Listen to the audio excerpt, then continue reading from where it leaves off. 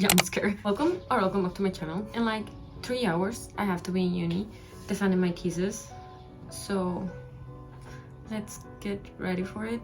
I guess I just got like last minute panic because I just realized that I might have turned in the thesis with the wrong cover to all my professors. But anyway, we have to do this even if they fail me. If they fail me, I do have to repeat this again. So I hope they don't fail me. And in general, it's not like a necessity to get my makeup done. I just feel better when I do so. I just feel better when I have makeup done. It feels more confident, I would say. So I am going to do it, and then I'm going to change and I'm going to show you my outfit, which is not that like big of a deal, to be fair. What I'm going to wear, it's just like a shirt that I stole from my mom's closet because I do not have shirts, and some pants. But in theory, it has to be semi-formal. So this is sunscreen, by the way.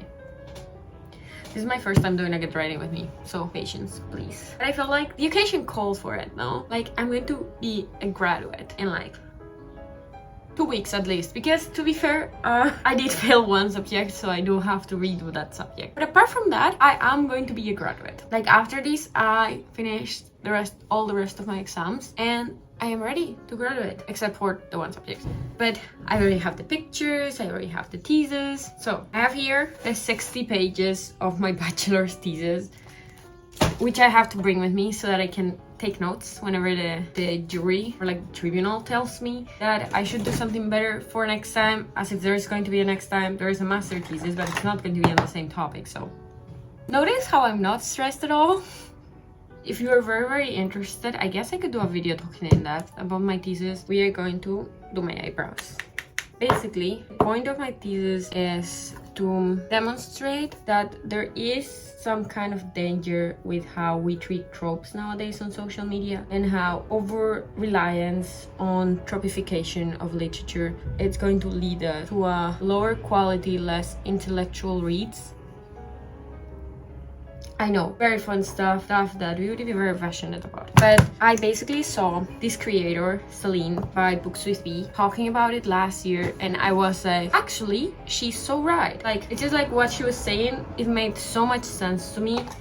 In a time when I was trying to find something to read, I was struggling to find something to read, more like. I was just like actively looking for something to read, something that I would like, and everything ended up falling short. Everything felt like it's something that I've already read before. And this came after I read, like a year after I read Binding 13 and Keeping 13, or 2 years. Yeah, it was 2 years because now it's 3 years. And to be fair, like, I have very high standards, I would say, for my 5-star reads. And one of those standards is that it has to make me believe that those are real people. 12 seconds later. It has to make me believe that those are real people. So Binding 13 and Keeping 13, I feel like the characters were so flushed out because they did not rely necessarily on tropes. Yes, there was a lot of cliches in the book, but the fact that they did not rely on them to survive, like, the book could have gone through without those cliches and it would have still been one of my favorites. And that comes because the author actually used her own friend group from high school to do this book, or like to create these characters. So all characters are inspired in real human beings, therefore making them actual real human beings was very easy, or feel like actual human beings was very easy. So that's where my love for Binding 13 and Keeping 13 comes from.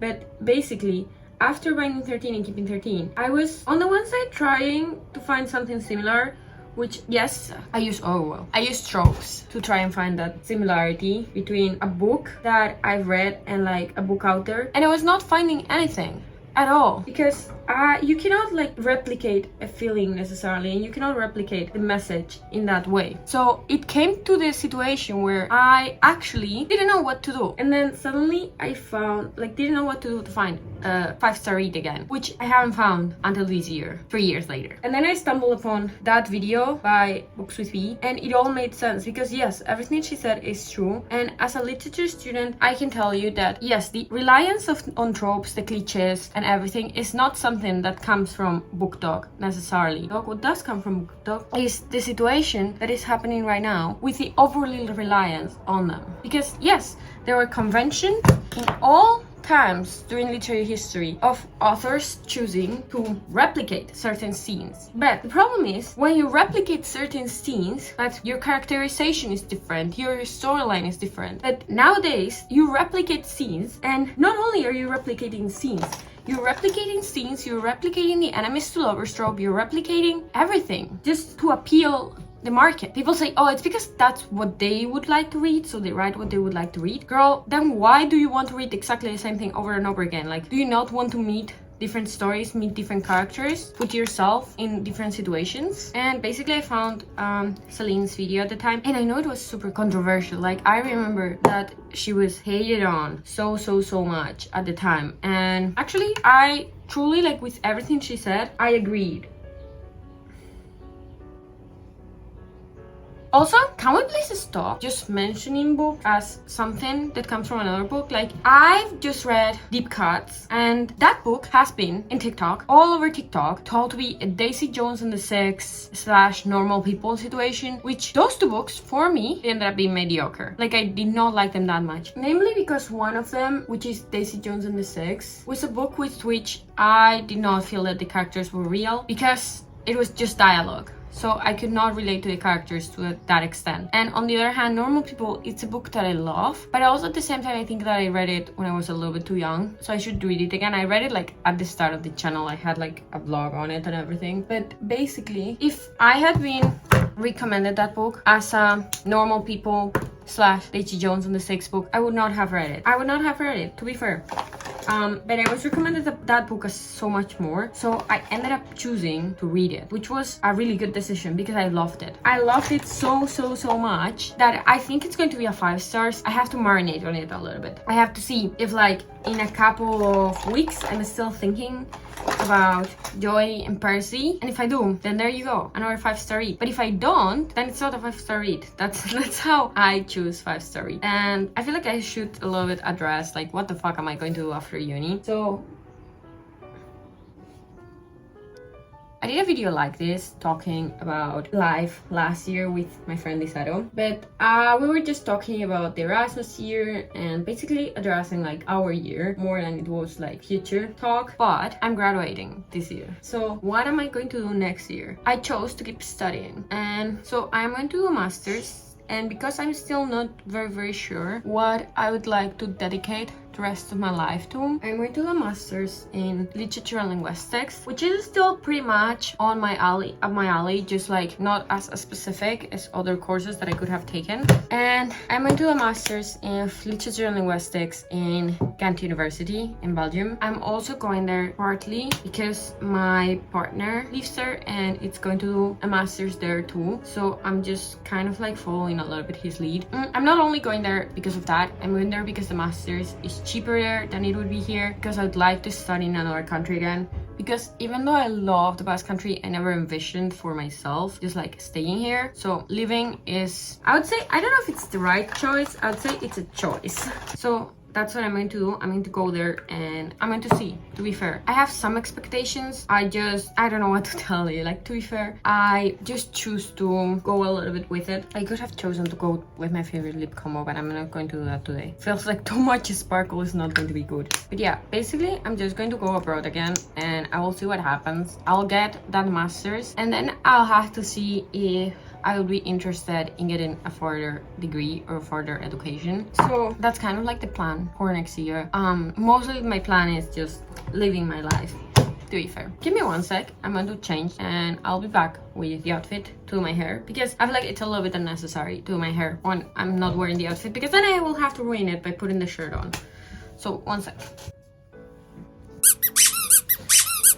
How they look. Do I look like someone with a hyperfixation big enough to make them become a doctor in a field that no one cares about? Because probably that will be my future, not gonna lie. It's time to take this off, which is the first time that I'm doing heatless curls. Probably not wise that I did it for today. But to be fair, if it comes to it, it also looks very professional to have my hair tied up. That is always an option. Also, I found like setting spray from like, I don't know what year this is. It has rust. It was probably like my mom's, when my mom used to have long hair.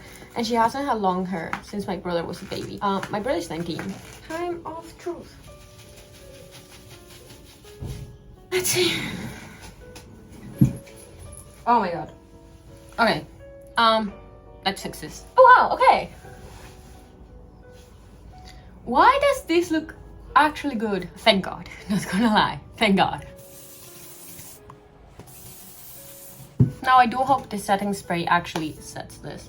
I'm not going to brush them down, mostly because they have to last still 2 hours. This actually looks so good. Okay. Wow. I'm going to start doing this every day.